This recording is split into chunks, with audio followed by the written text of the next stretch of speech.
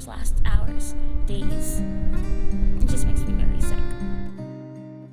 Nimali was a 19-year-old mom when she died of a rare but treatable blood disorder after 10 days inside of the St. Bernard Parish prison. Denied a trip to the hospital. Denied the medicine that would have saved her life. I still have a hard time to sleep. I just can't understand how people could be so wicked. Mocked by jailers who accused her of faking her illness. Put in an isolation cell, passing out repeatedly as other inmates urged deputies to help. Nimali died on April 1st, 2014. It took 7 tense years, but in March, 4 of the former St. Bernard Sheriff's deputies who were responsible for Nimali were sentenced in connection with her death. I don't want them to suffer from it, but I want them to actually have a change in heart.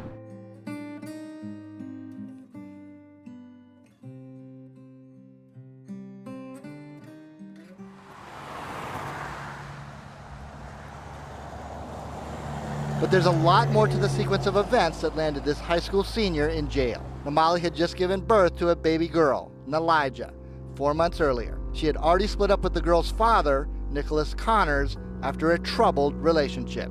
He would often try to stop by the house. There was a time where even they had to try to get a restraining order. Nimali was 33 weeks pregnant when she called police after an altercation that left her cell phone broken and her earrings yanked from her ears. The police report shows she declined to press charges. Things went very differently 5 months later. Nimali had just been released from the hospital when she tried to get her baby, who is now 4 months old. This video and a police report show that Connors had already taken up with a new girlfriend, Chelsea Lefebvre.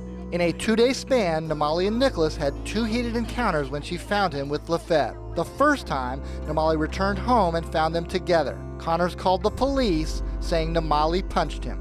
And I feel like they pretty much trapped her into a situation.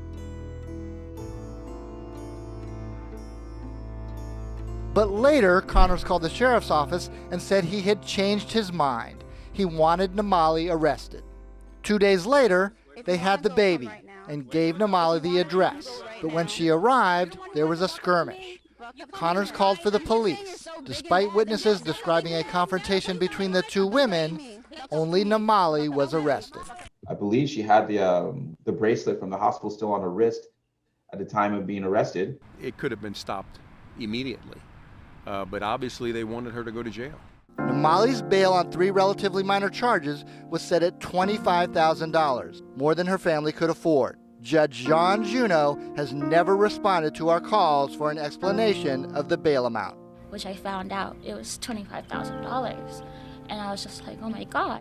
In our previous stories, we documented that the bail Juneau set on Nimali's charges, simple battery, disturbing the peace, unauthorized entry, was the highest amount set for those offenses, and even more serious ones, of any judge in any case in that parish all of that year. That same month, Juneau set bail at $10,000 on a man booked with disturbing the peace and a far more serious charge of aggravated battery. In August, she set bail at $13,000 on a man booked on the exact same charges as Nimali, even though that man had prior arrests compared to Nimali's clean record.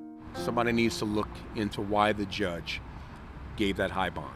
Barry Bernatus is a former FBI analyst. He's the whistleblower who first alerted federal authorities to look into Nimali's death. During that time, months after Nimali died, he said he received text messages that alarmed him. Right after I started looking into the case, I got text messages from Judge Juneau asking me to come meet with her. And all those text messages were given to the FBI. Judge Juneau isn't the only figure who has maintained a 7-year silence about this case. St. Bernard Sheriff Jimmy Pullman has repeatedly declined to comment, but that wasn't always the case.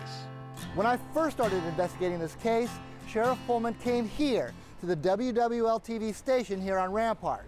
He urged us not to do a story, saying that Nimali Henry died of natural causes and any allegations to the contrary were being pushed by a political rival. While the federal probe into Nimali's death proceeded slowly, other things moved quickly. In May 2014, Lefebvre called the police to complain that Connors was harassing her after they broke up. In June, Connors went to court to file succession papers, claiming Nimali's property and asserting himself as the baby's sole custodian. And in January of 2015, he filed this wrongful death lawsuit against the sheriff's office on behalf of his daughter. The suit asked for $13 million in damages. We couldn't even have Elijah for the funeral. We couldn't take her with us. Other than a chance encounter at a dentist's office by Nimali's grandmother, the family says they have never been given an opportunity to see Elijah. And he said to me, well, you will never see Elijah. So that he told me from his own mouth, I will never see Elijah.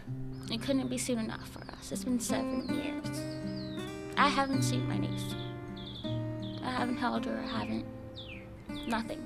We want you in our life so bad it hurts. Kerwin Walters, Nimali's uncle, lives in California. He has a daughter the same age as the niece he has never met. Early on, he texted Nicholas and Nicholas's parents, who are raising the child. As you can see, his request for a meeting went from friendly to despondent. At one point, they promised a meeting, but never showed up, leaving Walters waiting for hours. But Connors and the family raising Elijah have hardly been quiet. They are behind a website called Justice for Nimali. The site updates the criminal case, raises money for billboards, and advocates for criminal justice reform. Now you're promoting Black Lives Matter, but Nimali's life didn't matter when you called the police and sent her to jail.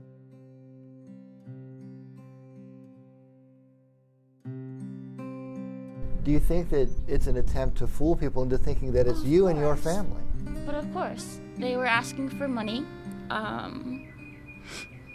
at a time where we're fighting for justice. My request for an interview with Nicholas Connors and his family was denied.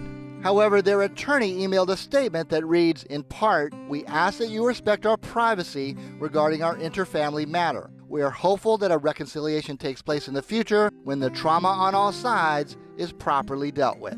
Before the deputies were sentenced by U.S. District Judge Ivan Lamel, he heard victim impact statements. One by one, over 2 days, Nimali's relatives offered heartbreaking accounts of their pain and loss.